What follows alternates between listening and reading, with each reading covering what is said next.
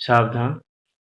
नमो अरिहन्ताणं नमो सिद्धाणं नमो आयर्याणं नमो उवाध्यायाणं नमो लोये सविशाहुणम्।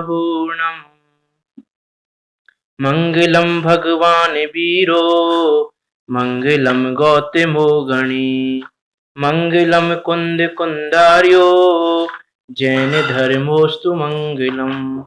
सर्व मंगल मांगल्यम सर्व कल्याण कारकम प्रधानम सर्व धर्मानां जैनम जयतु शासनम जैनम जयतु शासनम। मंगल में मंगल करन बीतराग विज्ञान नमो ताहि जाते वये अरिहंतादि महान। करि मंगल करियो महा ग्रंथ करन को काज जाते मिले समाज सब पावे निज पद राज। सुनिज भाव सदा सुखद अपनो करो प्रकाश जो बहुविधि भव दुखनिको करियह सत्यानाश करियह सत्यानाश। आचार्य कल्प पंडित श्री टोडरमल जी, उनकी अनुपम कृति मोक्षमार्ग प्रकाशक जी, जो कि 9 अधिकारों में निबद्ध है, उसके तीसरे अधिकार पर हमारी चर्चा चल रही है। ये तीसरा अधिकार संसार दुख और मोक्ष सुख का निरूपण करने वाला है। पंडित जी ने इसके मंगलाचरण में बता दिया कि इस संसार दुख को नाश करने के लिए सिर्फ एक निज स्वभाव भाव ही है जिसको हमको प्रकाशित करना है, जिसको हमको जानना है। वो निज भाव ही है जो सदा सुखद है, सुख को देने वाला है, और वही इस संसार रूपी दुख का नाश करने वाला है। कि सो निज भाव सदा सुखद अपना करो प्रकाश जो बहुविधि भव दुखन को करी है सत्यानाश। तो ऐसे अद्भुत मंगलाचरण के माध्यम से पंडित टोडरमल जी ने स्टार्टिंग में बता दिया कि तीसरे अधिकार में क्या बताने वाले हैं। तो तीसरे अधिकार में पंडित टोडरमल जी ने संसार दुख और उस दुख को दूर किए जाने के लिए क्या उपाय किए जा रहे हैं और क्या उपाय करने चाहिए, उपाय बताए हैं ओवरऑल इसमें। लेकिन उपाय 2 तरीके से बताए हैं, एक उपाय जो किए जा रहे हैं और एक उपाय जो करने चाहिए। तो क्या उपाय किए जा रहे हैं और क्या उपाय करने चाहिए, उनकी यहाँ पर हम चर्चा कर रहे हैं। जिसमें सर्वप्रथम हम कर्मों के पीछा जो जीव दुखी है, कर्मों के पीछा जीव को क्या दुख है, उसमें हम ज्ञानावरण, दर्शनावरण और मोहिनीय, इन 3 की चर्चा कर चुके हैं। मोहिनीय कर्म में हमने दर्शन मोहिनीय, चारित्र मोहिनीय के वैसे 2 प्रकार का भेद देखा था। उन दोनों की भी हम विस्तार से चर्चा कर चुके हैं, और उसमें भी हमने ये देखा था कि वास्तव में सम्यक दर्शन के बिना इस जीव को कहीं भी एक समय के लिए भी, क्षण मात्र के लिए सुख नहीं है। कि जिस जीव ने सम्यक दर्शन ग्रहण कर लिया वो सुख का अनुभव कर रहा है, और जो मिथ्या दृष्टि है, जिसने सम्यक दर्शन ग्रहण नहीं किया है, जिसने अपने आत्म स्वभाव को जाना नहीं है, अपने ज्ञान आनंद का पान नहीं किया, चखा नहीं है उस स्वभाव को, वो प्रत्येक समय दुखी ही है। कि दुख की कारण सामग्री हो तो दुखी है और नहीं हो तो भी दुखी है ना। चरित्र मोहिनी हमने देखा था कि दुख की सामग्री नहीं हो तो स्वयं विकल्पों से दुख की सामग्री खड़ी कर लेता है, विकल्पों से। तो इस प्रकार ये व्यक्ति, ये जीव प्रत्येक समय दुखी है। आपने जो शंकाएं पूछी थी, उन शंकाओं का समाधान हम शाम को करेंगे, जब हम क्विज का रिजल्ट बताएंगे, तो उसमें शाम के समय उस समय हम बता। हाँ, तो ये चरित मोहिनी में हमने देखा था कि सम्यक दर्शन आदि के अलावा कोई उपाय नहीं है। दर्शन मोहिनी हमने ये देखा, ज्ञानावरण दर्शनावरण में हमने ये देखा कि सारे कर्मों में भी लास्ट में जो सच्चा उपाय है वो सम्यक दर्शन ही है। इसलिए जैसे बने तैसे इस सम्यक दर्शन को पाने का हमको पुरुषार्थ करना चाहिए। कि अभी सम्यक दर्शन नहीं भी हो रहा है तो सम्यक दर्शन धारण करने की पात्रता तैयार हो जाए, वो भी एक बड़ी बात है। कि यदि इस मनुष्य पर्याय में सम्यक दर्शन ना भी हो सका, है ना, क्योंकि देखो सम्यक दर्शन कि भवितव्य होगा, भवितव्य भी चाहिए, काल अवधि भी चाहिए, सारी चीजें चाहिए, लेकिन हमारा पुरुषार्थ उस ओर इतना उन्मुख हो कि हमारी वो पात्रता तैयार हो जाए। कि पात्रता तैयार हो जाएगी तो अपने आप स्वयं निमित्त मिलेंगे, स्वयं सारे का 5 संभार स्वयं मिल जाएंगे। तो इसलिए पात्रता तो हमको तैयार करनी पड़ेगी।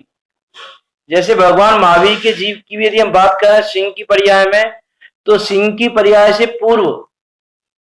पूर्व के 2 या 3 बार पहले मनुष्य पर्याय में ही उन्होंने अपने आत्म स्वभाव को चखा था एक बार। यदि भाई भगवान के पूर्व को हम देखें तो उन्होंने वो पात्रता तैयार कर ली थी पहले ही। तो सिंह के भव में उनको ऐसे निमित्त भी मिल गए, वो 500 संभार स्वयं मिल गए कि उनको सम्यक दर्शन हो गया। तो इस प्रकार विचार करें कि पात्रता तैयार करें हम। यदि सम्यक दर्शन नहीं भी हो रहा है तो ऐसा भी ना सोचें अरे सम्यक दर्शन तो हो ही नहीं रहा, इतना पढ़ लिया, क्या करें क्या नहीं करें। कि अरे ये आप सोच रहे हो तो आपने ये समझ लो हमें पढ़ाई नहीं है कुछ, कि आपने वस्तु स्वरूप को समझा ही नहीं है। फिर यदि आप ऐसा सोच रहे हो तो हमको सोचना क्या है कि जितना जितना हम उसमें अपने परिणामों को उन्मुख कर रहे हैं उस ओर, उतनी उतनी हमारी पात्रता तैयार हो रही है सम्यक दर्शन पाने की। आज नहीं तो कल सम्यक दर्शन हो जाएगा, और पात्रता नहीं हुई तो फिर नहीं होने वाला। तो सम्यक दर्शन की पात्रता और सम्यक दृष्टि जीव जो श्रावक आदि व्रतों का पालन करता है, वो भी हमारे यदि परिणाम नहीं बन रहे उस तरह के, तो वास्तव में हमें सम्यक दर्शन को पाने की पात्रता भी नहीं आ रही है। तो इस प्रकार हमने देखा था इन तीनों कर्मों में, ज्ञानावरण दर्शनावरण मोहिनी में, कि सम्यक दर्शन आदि की सच्चा उपाय है इस संसार रूपी दुख को दूर करने के लिए। इसलिए देखो इसमें लास्ट लाइन लिखी है, इसीलिए सम्यक दर्शन आदि ही यह दुख मिटने का सच्चा उपाय है और कोई दूसरा सच्चा उपाय नहीं है इस संसार में। अब अंतराय कर्म से उदय से होने वाले दुख और उससे निवृत्ति, जो अंतराय कर्म है उस अंतराय कर्म की वजह से यह जीव कैसे दुखी हो रहा है और उसे निवृत्ति कैसे होगी। तो देखो जीव के मोह द्वारा दान लाभ भोग उपभोग वीर शक्ति का उत्साह उत्पन्न होता है, परंतु अंतराय के उदय से हो नहीं सकता, तब परम आकुलता होती है। सो यह दुख रूप है ही कि इस जीव को जो दान, जो अंतराय के 5 भेद है, दान अंतराय, लाभ अंतराय, भोग अंतराय, उपभोग अंतराय और वीर अंतराय, ये जो 5 हैं, तो जीव के मोह के द्वारा इनकी शक्ति का उत्साह उत्पन्न होता है, लेकिन जब अंतराय का उदय होता है तो वो हो नहीं सकता, और तब इसको परम आकुलता होती है कि करना तो ये चाह रहा है, ये वस्तुओं को भोगना चाह रहा है, लेकिन अंतराय ऐसा आता है कि वस्तुओं को भोग नहीं पाता, और जब वस्तुओं को भोग नहीं पाता और इसकी इच्छा भोगने की है तो फिर ये परम आकुलता होती है इसको। सो यह दुख रूप है ही।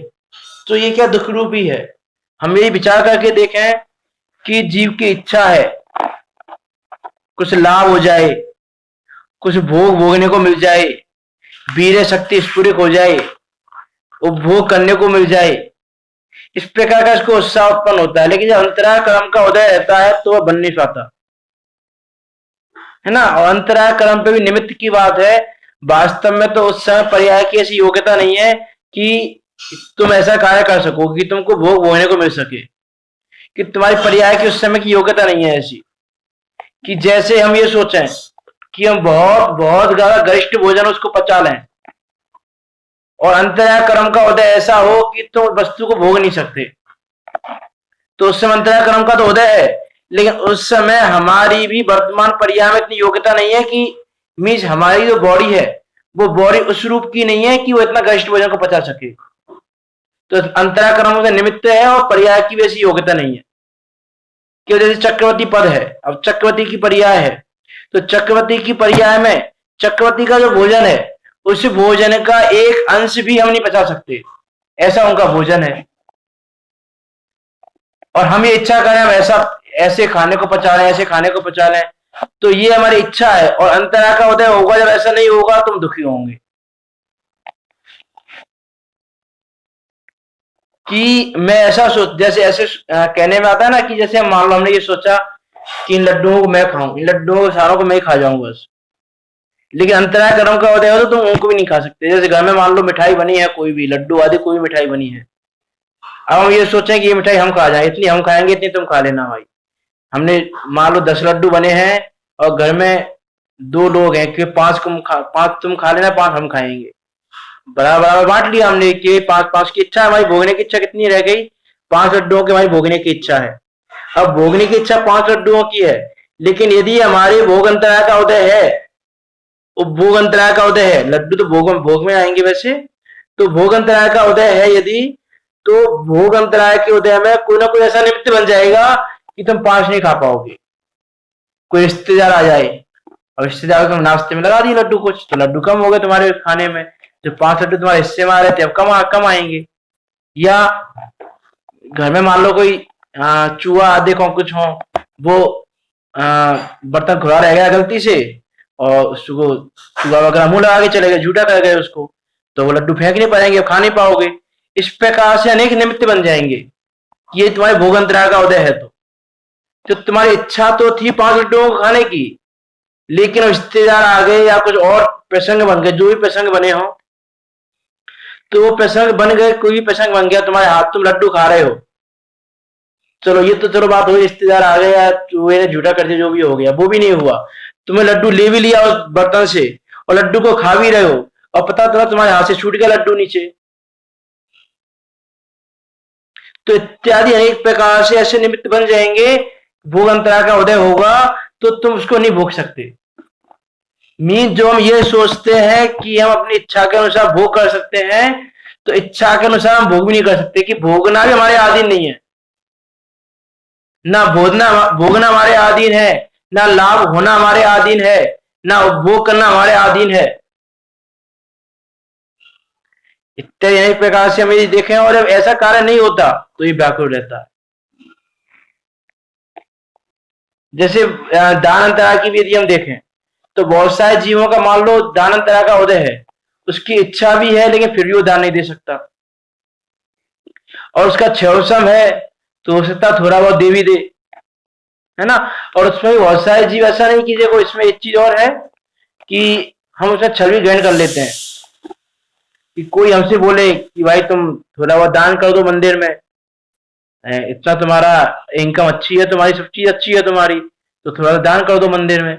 लेकिन हम क्या कहते हैं, क्या करें भाई साहब, दान अंतराय का उदय है, नहीं कर सकते दान। तो ये क्या, ये हमारा प्रमाद है, दान अंतराय का उदय नहीं है ना। कि दान अंतराय की तुम में इतनी अभी शक्ति है कि तुम दान दे सकते हो, और तुम चाहकर भी दान नहीं दे रहे हो। मीन्स चाहकर का मतलब तुम दान देना नहीं चाह रहे हो, मीन्स अच्छी इनकम होते हुए तुम दान नहीं दे रहे हो, तो ये दान अंतराय का उदय नहीं है, ये तो तुम्हारी इच्छा नहीं है उस रूप दान देने की। तो इस प्रकार से दान अंतराय के उदय में भी दान देना नहीं बनता। और क्षयवसम हो थोड़ा बहुत तो थोड़ा बहुत बन भी जाता है, जैसे भोग अंतराय का थोड़ा बहुत क्षयवसम हो तो भोगने की चीजें मिल भी जाती हैं, भोगने वाली चीजें जितना क्षयवसम उतनी मिल जाती है। तो इस प्रकार से हम विचार कर सकते हैं दान अंतराय का, भोग अंतराय का, लाभ अंतराय का।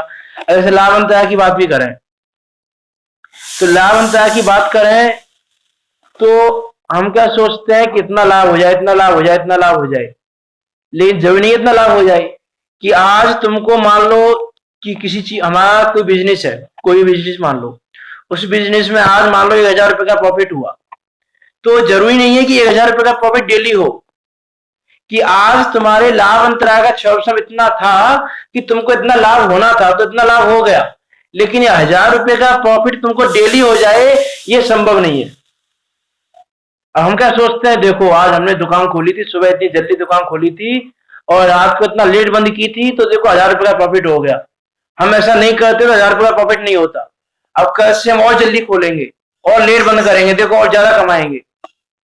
लेकिन पता चला कि अगले दिन तुमने जो दुकान के ओपनिंग आवर्स है वो ज्यादा कर दिए, लेकिन प्रॉफिट कम हो गया। क्योंकि वो प्रॉफिट होना भी तुम्हारे अधीन नहीं है। तुम्हारे करने से प्रॉफिट नहीं हो रहा है, कि धन भी हमारे कमाने से नहीं आता है ना। ये जीव की कर्तव्य बुद्धि है कि मैं करता हूं तो आता है। अरे यदि हमारे करने से आता, मेहनत करने से ये धन आता, तो जो मजदूर सबसे ज्यादा मेहनत करते हैं उनके पास पैसा ज्यादा होना चाहिए था, कि यदि मेहनत के अनुसार ही पैसा आता है तो उनके पास पैसा ज्यादा रहना चाहिए था, हमारा पैसा कम होना चाहिए था। क्योंकि अपन तो क्या बिजनेस वाले हैं, बैठे रहते हैं दुकान पे आदि पे, तो कोई दुकान में बैठा है, कोई ऑफिस में बैठा है, कोई कहीं बैठ रहा है। और मेहनत मजदूर वाले तो दिन में मेहनत करते रहते हैं, सुबह से शाम तक पत्थर उठाते हैं, नहीं फिर भी यहाँ उनका इतना अंतराय का उदय है कि उनका इतना लाभ अंतरा है कि लाभ लाभ नहीं हो सकता इतना। तो इससे ये पता चलता है कि मेहनत करने से पैसा नहीं आ रहा है, पैसा तो अपने पुण्य के उदय से आ रहा है। पुण्य का उदय में वेदनीय कर्म भी काम कर रहा है उसमें, और अंतराय कर्म भी काम कर रहा है। वेदनीय अंतराय कर्म के काम करने पर पैसा आ रहा है, हमारे करने से पैसा नहीं आ रहा है। इसलिए यह जीव व्यर्थ में परेशान हो रहा है, व्यर्थ में। जैसे कहते हैं ना कि खाली बैठा है, खाली बैठे कुछ नहीं सूझ रहा है, वैसे ये खाली बैठे बैठे परेशान हो रहा है। खाली बैठे बैठे मीन्स क्या, कि ये कुछ कर नहीं सकता, लेकिन फिर भी ये कर दूं, ये कर दूं, ये कर दूं, ये कर दूं। पर के कार्यों में अपने वीर्य शक्ति को लगाता है, अपने वीर्य को उसमें लगाता है पर के कार्यों में। वीर्य का मतलब है कि जो पुरुषार्थ है, जो कार्य करने की इसकी योग्यता है, उसको ये पर में लगाता है कि मैं ये कार्य कर दूं, ये कार्य कर दूं, ये कार्य कर दूं। अपने उस पुरुषार्थ को उसमें लगाता है। किसी लगाता है कि इसकी वो जो कर्तव्य की भावना है, जो मोहिनी के कारण पुष्ट हो रही है, उसके कारण प्रत्येक समय सोचता रहता है। ये नहीं विचार करता कि मुझे जो लाभ हो रहा है या जो हानि हो रही है वो अंतराय कर्म से वेदनीय कर्म के आधीन व्यवस्था है, वो मेरे आधीन व्यवस्था नहीं है। यदि लाभ अंतराय का उदय है तो लाभ हो नहीं सकता, और लाभ अंतराय का क्षयोपम कम है तो भी अधिक लाभ नहीं हो सकता। ये क्षयोपम कम है तो लाभ भी कम होगा, क्षयोपम है ही नहीं, उदय है, तो फिर वो उसका लाभ ही नहीं होगा। अब क्षयोपम में जितना क्षय है उतना उतना लाभ है, जितना उदय चल रहा है उतना लाभ नहीं है। लेकिन ये पुरुषार्थ करता है पर में, उन पर पदार्थों को अनिष्ट मानता है, पर पदार्थों को इष्ट मानता है, इष्ट अनिष्ट मानकर अपने पुरुषार्थ को, अपनी वीर्य शक्ति को उन कार्यों में करने में लगाता है जो कार्य इसके अधीन नहीं है। जिन कार्यों को ये कर नहीं सकता वहां पुरुषार्थ लगाता है। लौकिक में तो ऐसे जीव को मूर्ख कहते हैं कि उसका इतना पुरुषार्थ, उसमें इतनी शक्ति नहीं है कि जैसे मान लो किसी के पास पैसा कम है या किसी में बुद्धिमत्ता कम है और वो बड़ा बिजनेस करना चाहे तो चाह का भी नहीं कर सकता, कि बड़े बिजनेस के लिए पैसा भी चाहिए अच्छा और बुद्धिमत्ता भी चाहिए अच्छी। और उसके पास ये चीजें नहीं है तो व्यर्थ में हाथ पैर फेंके तो लोग कहेंगे कितना मूर्ख है, छोटा बिजनेस ही कर ले भाई, क्या जरूरत है बड़ा बिजनेस करने की, जब नहीं हो रहा तो बड़ा बिजनेस। तो प्रॉफिट करना चाह रहा है, बड़ा बिजनेस खोल के बैठा है, करना चाह रहा है प्रॉफिट और लॉस हो रहा है, तो और नीचे जाता जा रहा है, तो इससे अच्छा छोटा बिजनेस कर ले। लेकिन वो नहीं, मैं तो बड़ा बिजनेस करूंगा, बड़े बिजनेस अपने हाथ पैर फेंकता है। वैसे ये जीव है कि ये पर में कुछ कर नहीं सकता, इसकी इतनी शक्ति नहीं है। जैसे उसकी शक्ति नहीं थी, पैसे की अपेक्षा भी शक्ति नहीं थी और बुद्धि की अपेक्षा भी शक्ति नहीं थी कि बड़ा बिजनेस कर सके, वैसे जीव की भी शक्ति नहीं है कि ये पर के कार्यों को कर सके। नहीं, फिर भी प्रत्येक समय हाथ पैर फेंक रहा है अपने उन पर के कार्यों को करने के लिए। तो वो तो मूर्ख व्यक्ति जो लॉस उठा रहा है बिजनेस में, वो तो अपने इसी भाव को बिगाड़ रहा है। लेकिन हम ऐसा कर करके अपने अनंत भावों को बिगाड़ चुके हैं और अपने और भावों को बिगाड़ रहे हैं ऐसा कर करके, कि अरे भाई ये में कोई विघ्न भी हो रहा है तुम्हारे साथ तो वही अंतरा कर्म का निमित्त है। ऐसा हम जाने कि जीव के मोह द्वारा दान लाभ भोग उपभोग वीर्य शक्ति का उत्साह उत्पन्न होता है, परंतु अंतराय के उदय से हो नहीं सकता। तब परम आकुलता होती है, सो ये दुख रूप ही है।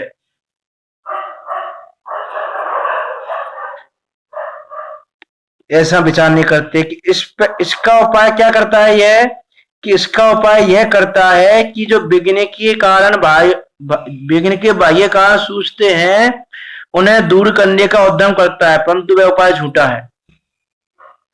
कि उपाय क्या करता है कि जो विघ्न के बाह्य कारण है, कि जो इसको बाहर के कारण दिखाई देते हैं, कि जैसे मान लो इसका लॉस हो गया, बिजनेस में लॉस हो गया, अब ये क्या करता है, इसको तो बाह्य कारण सूझते हैं कि नौकर ने ये गलती कर दी, मेरे नौकर ने गलती ये कर दी है ना, या फिर मेरे पुत्र ने गलती कर दी, इसकी वजह से मुझे लॉस हो गया, या उसमें और भी कोई कारण देखता है,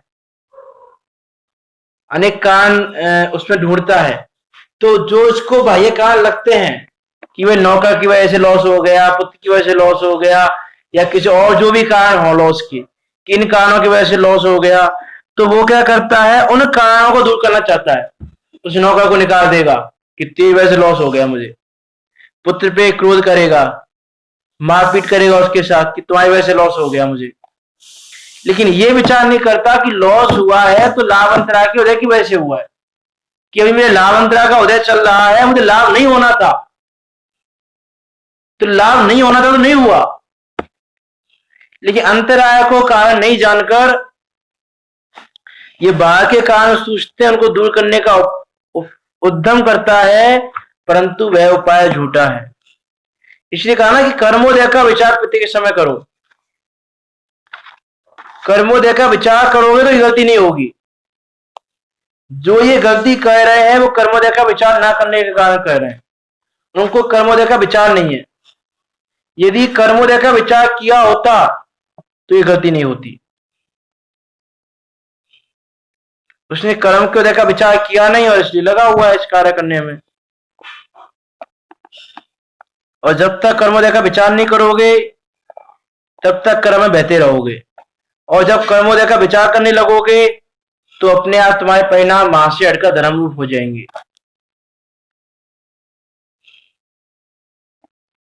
इसको यदि इसको वस्तु स्वरूप नहीं पता, इसको पता ही नहीं है कि वास्तव में मेरे साथ जो हो रहा है वो किसके कारण हो रहा है, इसको ये नहीं पता अभी जीव को,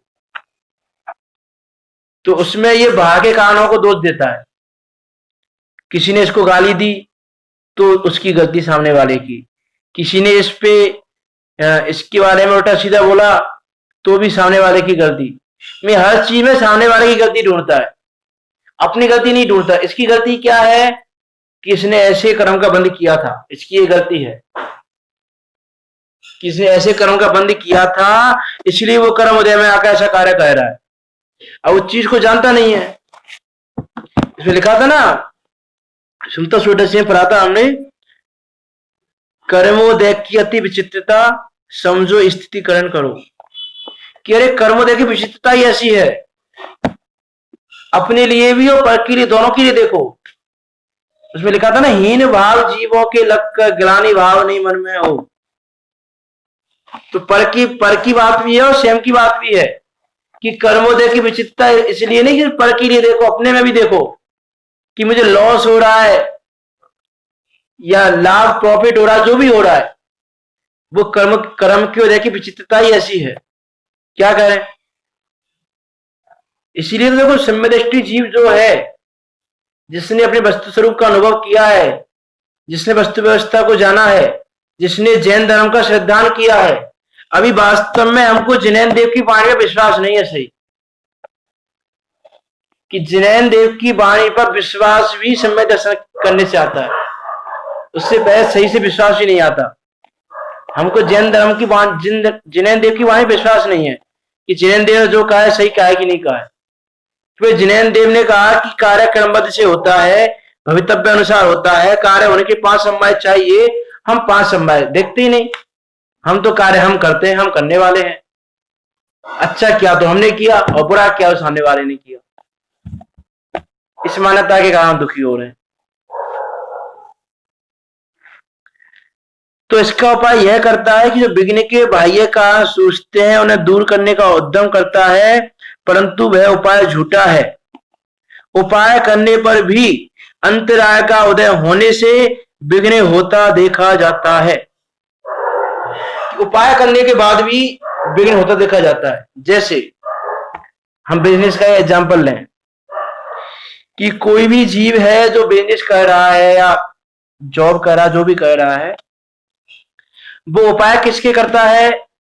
जो जॉब कर रहा है पद की उन्नति के लिए, कि मुझे और प्रमोशन मिले, अच्छा और ऊंचे पद पर जाऊं, उसका उपाय करता है। और जो बिजनेस करने वाला है वो मुझे प्रॉफिट ज्यादा से ज्यादा मिले, उसके लिए उपाय करता है ना। दुकान भी टाइम पर खोल रहा है, जो चीज की दुकान में कमी है उस चीज को अट्रैक्टिव वे में सामने वालों को दिखाना चाह रहा है, जिससे लोग कस्टमर ज्यादा आए ना। प्रत्यक्ष दिखती है ये चीजें हमको कि वो सारे उपाय कर रहा है, लेकिन फिर भी प्रॉफिट हो ये जरूरी नहीं है ना। उपाय करने के बाद भी अंतराय का उदय हो तो विघ्न होता देखते हैं हम, है ना। कि इतने सारे उपाय करने के बाद भी टाइम पर दुकान खोल रहा है, दुकान पर पूरा ध्यान है, पूरे ध्यान पूर्वक दुकान पर बैठा है, पूरे दिन दुकान पर बैठा रहा, कुछ भी नहीं किया उसने। इतने सारे कार्य जो आप देख सकते हैं कि वो सारे कार्य कर रहा है। कार्य किसके लिए कर रहा है? वो कि मुझे प्रॉफिट हो, लेकिन फिर भी लॉस होता है। और कहीं से लॉस नहीं हुआ मान लो, और अंतरा का उदय आना है, आज अंतरा का उदय है कि यार लाभ अंतरा नहीं होना है, हमको लॉस होना है, तो कहीं से ना को नौकर ने गलती की, सारे नौकर अच्छे लीग समझदार रखे हुए हैं हमने, किसी पे कोई गलती नहीं हुई। पता चला हम पे जो आइटम है आइटम की रेट ही डाउन हो गई, हमने महंगे में खरीदे हुए थे और आइटम की रेट डाउन हो गई, अब डाउन में बेचना पड़ेगा, लॉस हो गया। तो कारण तो अनेक मिल जाएंगे कि जब अंतराय का उदय आएगा तो विघ्न होने के कारण तो अनेक मिलेंगे। इस चीज का विचार नहीं करता, इसलिए दुखी रहता है। अरे लाभ हो चाहे हानि हो, दोनों में समता भाव रखने का नाम है समता भाव रखना। अब समता भाव भी नहीं रख रहे हो। एक समता भाव क्यों नहीं रख रहे हैं? कि वे कर्म को देखा बिछा ही नहीं है तुमको, तुम कैसे समता भाव रख लोगे? तुम समता भाव नहीं रख सकते। तो समता भाव कौन रख पाएगा? कि समता भाव तो वो रख पाएगा जो कर्म को देखा विचार करेगा। अब तो विचार ही नहीं करेगा, वो कहां से समता भाव रखेगा? कि हानि हो या लाभ हो, उन दोनों में, यश हो या अपयश हो, उन दोनों में विचार नहीं करता। कि लाभ अंतरा का उदय नहीं है, तुमको किसी चीज का लाभ नहीं होगा। लाभ में से ढंग का ही लाभ है, और भी हम सारी वस्तुओं को लगा सकते हैं। जैसे यश का मिलना है तो उसका भी लाभ अंतरा का उदय नहीं होगा तुम्हारा यदि, तो तुम्हें उसका भी लाभ नहीं होगा, यश रूपी लाभ भी तुमको नहीं होगा, है ना। तो लाभ अंतराय में हम देखें, भोग अंतराय में हम देखें कि हम अब क्या है कि जैसे मान लो, जैसे मैंने एग्जाम्पल लिया था, लड्डू का एग्जाम्पल लिया था कि हम लड्डू खा रहे हैं, हमारे हाथ में लड्डू है, हमने थोड़ा सा खा भी लिया है, तभी मान लो घर में कोई बच्चा है, बच्चा आया खेलता खेलता और हमारे हाथ से टकराया और लड्डू छूट गया, हमारे हाथ से गिर गया नीचे। तो हम गुस्सा किस पे हो रहा है? बच्चे पर, कि देखो आ जाता है, ध्यान से नहीं चलता है, ये नहीं करता है, वो नहीं करता है। उस समय ये विचार नहीं करता कि मेरे भोग अंतराय का उदय है अभी इस समय, इसलिए मुझे इसका भोग नहीं होना था, इसलिए लड्डू गिरा है। ये तो निमित्त मात्र है सामने वाला, ये उसकी विवेक उसका विचार नहीं करता है। इसका देखो एक अच्छा एग्जाम्पल है, सोम प्रकाश जी पंडित जी लेते हैं वो एग्जाम्पल, कि जैसे मान लो हमको फीवर है, और हमने थर्मामीटर से चेक किया कितना है, और उसने 105 डिग्री बताया। अब उन्होंने गुस्से में आकर थर्मामीटर को तोड़ दिया, 105 डिग्री बुखार बताता है मेरा, ऐसा गुस्से में आकर थर्मामीटर को तोड़ दिया। तो ये हमारी समझदारी है कि मूर्खता वाली बात है कि अरे भाई थर्मामीटर तो जितना तुम्हारा है उतना बता रहा है, इसमें थर्मामीटर की गलती नहीं है। वैसे ही उस बच्चे ने आया, बच्चे के हाथ से लड्डू हिल के वो लड्डू गिर गया, तो बच्चे की गलती थोड़ी ना है। वो बच्चा तो ये बता रहा है कि तुम्हारे भोग अंतराय का उदय है, वो निमित्त ये बता रहा है तुमको। वो थर्मामीटर तो ये बता रहा है कि तुम्हारे इतने बुखार है, तुम्हारा इतना फीवर है, इतना बुखार है तुमको, तुम्हारी बॉडी का टेम्परेचर इतना है अभी, वो तो ये बता रहा है, उसमें गलती थर्मामीटर की नहीं है। तो ऐसी मूर्खता हम करते हैं कि विघ्न के जो बाह्य कारण सोचते हैं उनपे गुस्सा होना, मारपीट करना, उनको दूर करना, उस प्रकार का उपाय करते हैं। परंतु यह उपाय झूठा है। उपाय करने पर भी अंतराय का उदय होने से विघ्न होता देखा जाता है, और अंतराय का क्षयवसम होने पर बिना उपाय भी विघ्न नहीं होता। और जब अंतराय का क्षयवसम हो तो जीव उपाय भी नहीं कर रहा हो तो भी विघ्न नहीं होता। जैसे कोई व्यक्ति है कि वो पूरे दिन दुकान पर बैठा है, फिर भी मान के चलो कस्टमर एक भी नहीं आया, और कभी मान के चलो घर पे ये दुकान बंद है उसकी, तो भी कस्टमर का फोन आ गया कि भाई साहब कहां पर हो, ये सामान चाहिए, दुकान पर आ जाओ। तो दुकान बंद है तो भी प्रॉफिट मिलने को आ गया, और दुकान खुली हुई है तो भी प्रॉफिट नहीं मिल रहा है। ये जानते समझते हुए भी विवेक विचार नहीं करता कि इसके पीछे कारण क्या है।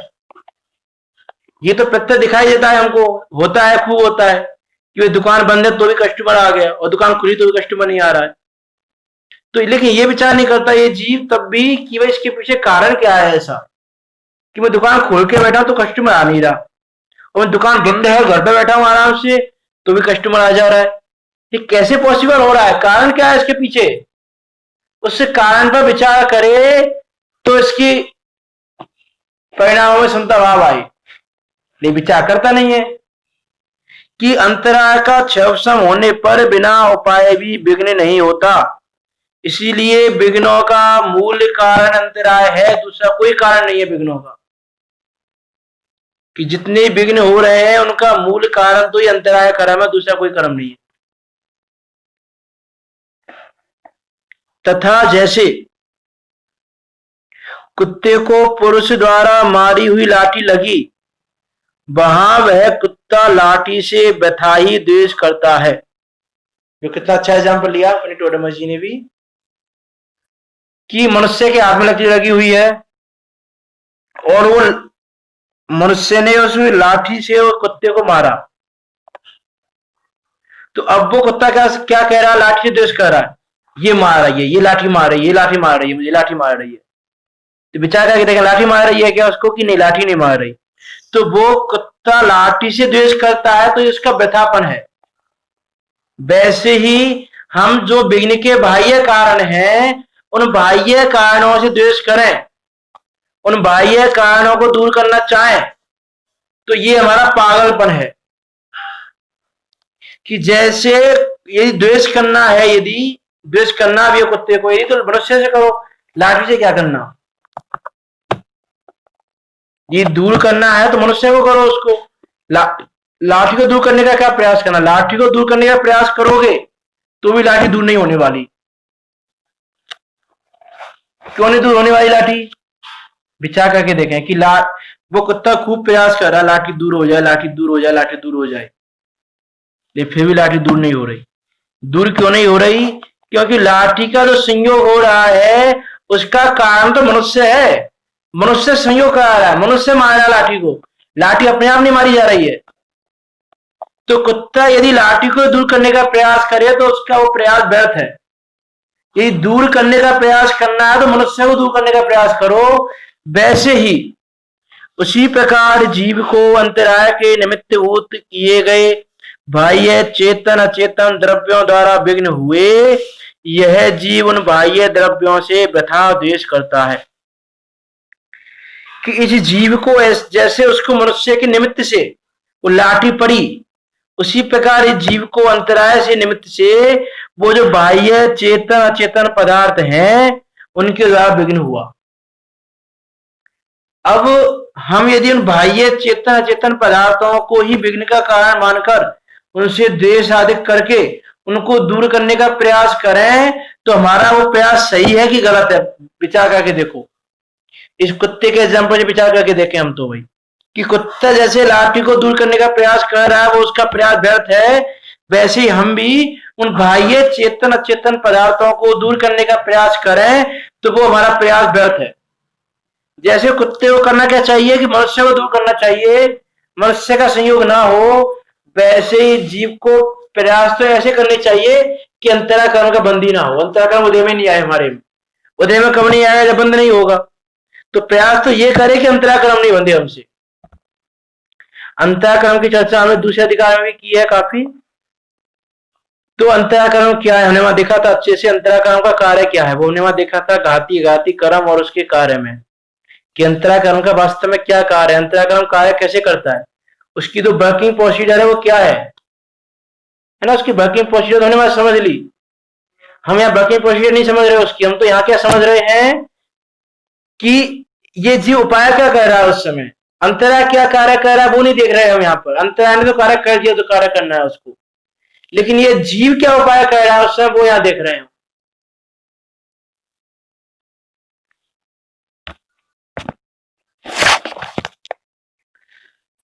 तो क्या कहना है यहाँ पे कि उसी प्रकार जैसे कुत्ते को पुरुष द्वारा मारी हुई लाठी लगी, वहां वह कुत्ता लाठी से व्यथाई द्वेष करता है, उसी प्रकार जीव को अंतराय से निमित्तभूत किए गए बाह्य चेतन अचेतन द्रव्यों द्वारा विघ्न हुए यह जीव उन बाह्य द्रव्यों से व्यथा द्वेष करता है।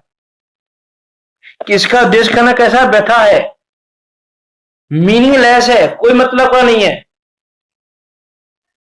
अन्य द्रव्य से विघ्न करना चाहे और इसके ना हो, और अन्य द्रव्य विघ्न करना ना चाहे और इसके हो जाए, कि भाई द्रव्य में द्वेष करना व्यर्थ क्यों है, व्यथा क्यों है कि अन्य द्रव्य हैं वो विघ्न करना चाहे और इसके ना हो, कि जैसे कोई मनुष्य है वो हमारा लॉस कराना चाहे, कि भाई जैसे जो बिजनेस हम कर रहे हैं वो बिजनेस सामने वाला भी कर रहा है, तो सामने वाला क्या सोच रहा है, इसका लॉस हो जाए किसी तरह से, इसका बिजनेस बंद हो जाए, कि इसका बिजनेस बंद होगा तो मुझे प्रॉफिट होगा, वो ये सोच रहा है। सामने वाला भी कर, तो सामने वाला भी क्या रहा है, अंतरा कर्म को ना जान के कार्य कर रहा है, कि वो क्या सोच रहा है कि इसकी दुकान बंद हो जाएगी तो मेरा प्रॉफिट ज्यादा होगा, है ना। तो विचार तो उसने भी नहीं किया अंतरा कर्म का। तो ये हमारा यहाँ पे एग्जाम्पल ये है कि मान लो सामने वाला ये सोच रहा है कि भाई इसका बुरा हो जाए, जिसकी इसकी दुकान बंद हो जाए तो मेरी दुकान अच्छे से चलेगी हो। अब वो उसका बुरा हो जाए उसके लिए अनेक प्रकार के उपाय सोच रहा है, काफी सारे उपाय क्या सोच रहा है कि मान लो किसी चीज में कोई चीज मिला दी, या तो कस्टमर आ रहा है मुझे कुछ उल्टा सीधा बोल दिया कि भाई ये तो ऐसा करता है ऐसा करता है, मैंने इसको ऐसा करता देखा था, ये तो मिलावटी सामान बेचता, मैंने इसको खुद देखा है मिलावट करते हुए। इस प्रकार से काफी चीजें बोल सकता है, जो भी उसको लगे कि ये उपाय है इसका बुरा करने का, इसका विघ्न करने का ये उपाय है, जो भी उपाय उसको लगेगा उसके अनुरूप वो कार्य करेगा, उन उपायों को अप्लाई तो करेगा, वो जो उपाय उसको लग रहे हैं उन उपायों को अप्लाई जरूर करेगा, है ना। ये चीजें प्रत्यक्ष वाली है ना, ये चीजें हमको प्रत्यक्ष देखने में आती हैं, ये चीजें ऐसी नहीं है। देखो जिनागम की जो बातें हैं, है ना, वास्तव में वो बातें ऐसी नहीं है कि कोई कल्पित बातें हों, कि ऐसे ही हमने इमेजिनरी हो, मतलब हमने बस इमेजिंग किया हो, है ना। ये इमेजिनरी बातें नहीं है, रियल बातें हैं, कि ये चीजें हमको प्रत्यक्ष दिखाई देती हैं कि कर्म के कार्य, कर्म से होने वाला दुख उसको दूर करने का जो उपाय करते हैं, ये सारी चीजें जो जिनेन्द्र देव ने हमको बताई हैं, पंडित टोडामल जी ने हमको समझाई हैं, वो चीजें हमको अपने अराउंड में, अपने सराउंडिंग में प्रत्यक्ष दिखाई देती हैं, अपने आसपास हम देख सकते हैं। कर्म के कारणों का विचार कर सकते हैं, उसके कारण होने वाले दुखों का विचार कर सकते हैं कि जीव दुखी हो रहे हैं, कैसे कैसे दुखी हो रहे हैं, है ना। इन सब चीजों का विचार कर सकते हैं हम। जैसे मान लो जैसे अभी कोरोना का काल चल रहा है, इस पे हम देख सकते हैं कि इतने सारे मजदूर हैं वो पैदल चलने को मजबूर हैं, इतनी गर्मी के दिनों में इतनी धूप में भी नंगे पैर चलने को मजबूर है। तो ये सब क्या है कि उनका अंतराय कर्म ऐसा है, उनका वेदनी कर्म ऐसा ही है, उनका उदय ऐसा आ रहा है अभी कि चाहकर भी कोई उनकी मदद नहीं कर पा रहा है, कि गवर्नमेंट चाह रही है खूब कि जितने मजदूर है सबकी हेल्प हो जाए, सबकी सहायता हो जाए, लेकिन फिर भी वो सबकी सहायता नहीं कर पा रही, है ना। तो विघ्न करना चाहे तो भी नहीं हो, विघ्न करना नहीं चाहे तो भी हो जाए, कि गवर्नमेंट तो चाह रही है कि सहायता हो जाए, इसकी हेल्प हो जाए मजदूर की, लेकिन फिर भी हेल्प नहीं हो पा रही है। क्यों नहीं हो पा रही है? कि उसका कर्म का उदय ऐसा है कि सामने वाला हेल्प करना चाहे तो भी हेल्प नहीं हो सकती। और सामने वाला विघ्न करना चाहे तो भी विघ्न नहीं हो सकता, कर्म का उदय अच्छा हो तो। ये उसका विचार नहीं है जीव को। पढ़ा था हमने परमार्थ शरण में, आपको लाइन याद हो यदि, पापोदय में नहीं शाह का निमित्त बने कोई, पुण्योदय में नहीं दंड का भी निमित्त होई। है ना, ये तो विधि कर्म की अपेक्षा बात है। लेकिन हम यहां से ये भी देखें कि हमारे अंतराय कर्म का उदय ऐसा है, यदि हमारे अंतराय कर्म का उदय चल रहा है तो कोई हमको लाभ कराना चाहे तो लाभ नहीं हो सकता, और यदि हमारे अंतराय कर्म का क्षय समय लाभ अंतराय कर्म का, और कोई हमारा बहुत ज्यादा लॉस कराना चाहे तो बहुत ज्यादा लॉस नहीं करा सकता, क्योंकि लॉस होना, प्रॉफिट होना, लाभ होना, भोगना, उपभोग करना, वीर दान, ये सब कुछ अंतराय कर्म के अधीन व्यवस्था है, किसी दूसरे के अधीन नहीं है, अपने अधीन भी नहीं है। इसीलिए इन बाह्य द्रव्यों से द्वेष करना व्यर्था है, व्यर्थ है, कोई मतलब का नहीं है। अन्य द्रव्य इसे विघ्न करना चाहे और इसके ना हो, कि अन्य द्रव्य इसका लॉस कराना चाहे, इसको भोगने से रोकना चाहे, लेकिन नहीं होता। लॉस कराना चाहता है कोई, लेकिन लॉस नहीं होता। कोई इसको भोगने से रोकना चाहता है, लेकिन ये नहीं रुक पाता। तो इसके उदय ही ऐसा है, उदय समय ऐसा है इसका। तो अन्य विघ्न कराना चाहे और इसके ना हो, और अन्य द्रव्य विघ्न कराना नहीं चाहे तो भी इसके हो जाए,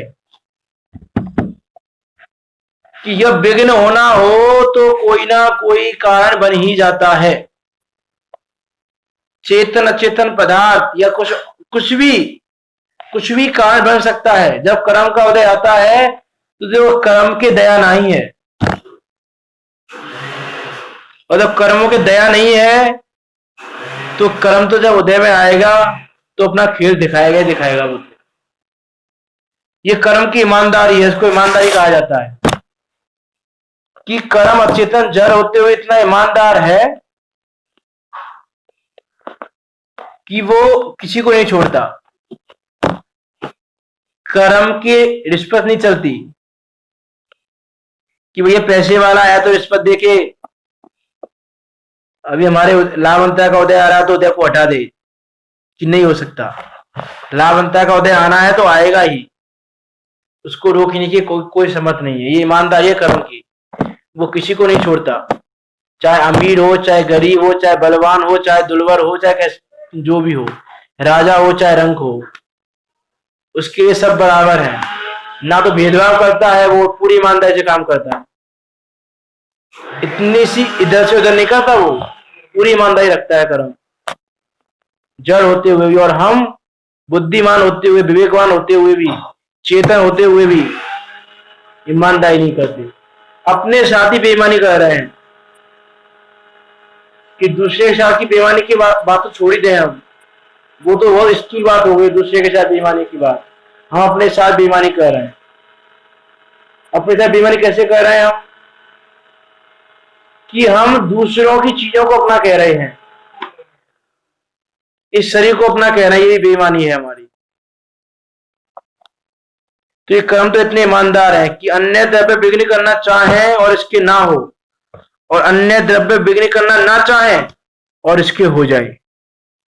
इसलिए जाना जाता है कि अन्य द्रव्य का कुछ भी बस नहीं है।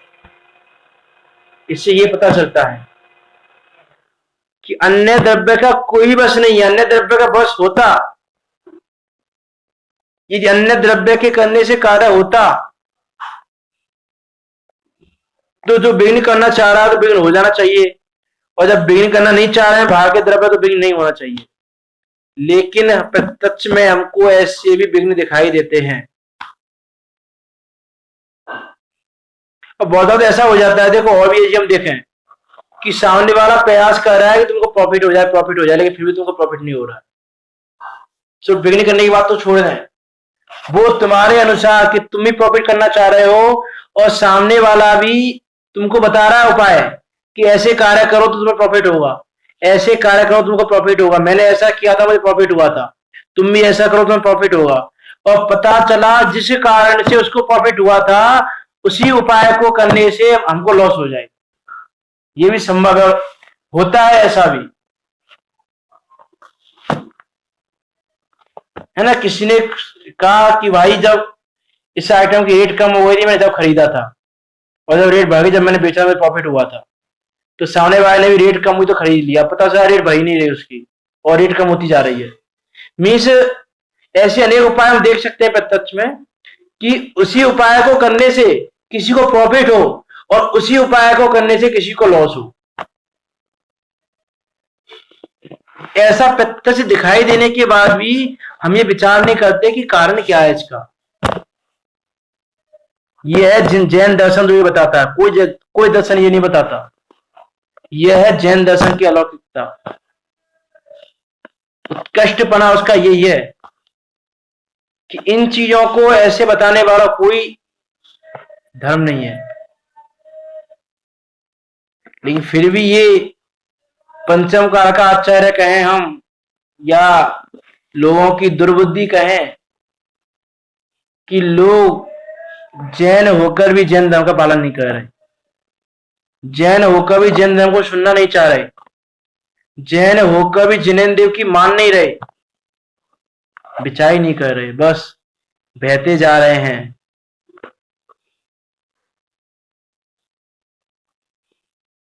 किसी भी चीज में देख लो, किसी भी चीज में, वो यहाँ प्रसंग नहीं है हमारा कहने का, किसी चीज में देख लो, पहनावे में, खाने में, पीने में, ओढ़ने में, सब में जैन धर्म के अनुसार कोई आचार व्यवहार नहीं है जीव का।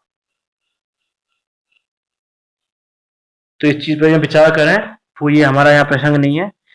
तो यहाँ क्या कह रहे हैं पंडित टोडरमल जी कि अन्य द्रव्य इसको विघ्न करना चाहे और उसके ना हो, और अन्य द्रव्य विघ्न करना ना चाहे और उसके हो जाए, इसलिए जाना जाता है कि अन्य द्रव्य का कुछ भी बस नहीं है, और जिनका बस नहीं है उनसे किस लिए लड़े, इसलिए यह उपाय छूटा है। सच्चा उपाय क्या है और ये उपाय क्या करता है जी, उसको थोड़ा सा कर और देखेंगे। और फिर सच्चा उपाय क्या है, यदि ये सब झूठे उपाय हैं तो सच्चा उपाय क्या है इसका, उस पर भी हम कल विचार करेंगे। अभी यहाँ पर हम ये विचार करें वास्तव में कि यदि हमारे साथ भी विघ्न हो रहा है, कोई हमसे गलत बोल रहा है, कोई हमारा लॉस करा रहा है, कोई हमसे कुछ बोल रहा है, या कुछ भी हो, कि हमारे साथ कोई भी विघ्न हो रहा है, उस समय हम कर्म के उदय का विचार करके समता भाव रखें। समता भाव रखेंगे तो ये अपने लिए अच्छा है, नहीं रखेंगे तो नहीं है। पर का लक्ष्य करेंगे तो समता भाव 3 काल में नहीं आने वाली। पर के लक्ष्य करने से वो समता भाव स्व के लक्ष्य करने से ही आएगी, और समता भाव के आए बिना वास्तव में जीव में सम्यक दर्शन की पात्रता भी नहीं आती, जिसकी हमने बात स्टार्टिंग में की थी। जो समता भाव भी तभी आएगा, सम्यक दर्शन की पात्रता भी तभी पकेगी, उसके बिना सम्यक दर्शन की पात्रता भी नहीं आने वाली। इस प्रकार हम इस चीज का विचार करें, विचार करते हुए कर्म के उदय का विचार करते हुए, कर्म के उदय को अपने आप से भिन्न जानते हुए, देह भिन्न है, कर्म भिन्न है, उदय आदि भी भिन्न हो, नहीं अधीन है तेरे कोई, सब स्वाधीन परिणमित हो। अरे ये समता षोडशी है जो हमने पढ़ी थी ना, समता षोडशी, सांत्वना अष्टक, परमार्थ शरण, ये हमको याद भी रहनी चाहिए और प्रत्येक समय इनका विचार भी आना चाहिए कि कर्म का उदय आया तो विचार आना चाहिए कि देह भिन्न है, कर्म भिन्न है, उदय आदि भिन्न हो, और हमारे अनुसार किसी ने कार्य नहीं किया तो उसमें विचार आना चाहिए कि नहीं अधीन है तेरे कोई, सब स्वाधीन परिणमित हो, ये विचार आना चाहिए। ये विचार यदि आ गया तो समता भाव आए बिना नहीं रहेगा, समता भाव आ जाएगा, तुरंत आएगा समता भाव। इसलिए विघ्नों के जो बाह्य कारण है, उन बाह्य द्रव्यों से द्वेष करना व्यर्थ है, उनको दूर करने का प्रयास करना व्यर्थ है। जिस कारण से वो आ रहे हैं उस कारण को दूर करना तो वो चीज दूर हो सकती है, कारण को दूर कर नहीं रहे, उन वस्तुओं को दूर करने में लगे हुए हैं। जैसे एग्जाम्पल दिया था, थर्मामीटर को तोड़ दिया, उसका उपाय तो ये था कि 105 डिग्री बुखार उसने बताया है, तो 105 डिग्री बॉडी का टेम्परेचर है, तो बॉडी का टेम्परेचर कम कैसे हो उसका उपाय करना। थर्मामीटर को तोड़ना उसका उपाय नहीं है, लेकिन ये जीव यही कर रहा है कि निमित्तों को दूर करना चाह रहा है, थर्मामीटर को तोड़ना चाह रहा है बस। इसलिए इसका ये संसार रूपी रोग, कर्म बंधन रूपी रोग दूर नहीं हो रहा। इस प्रकार हम इसका विचार करें और समता भाव रखते हुए मोक्ष मार्ग को प्रशस्त करें। इसी मंगल भावना के साथ अभी की वाणी को विराम देते हैं। जिनवाणी स्तुति।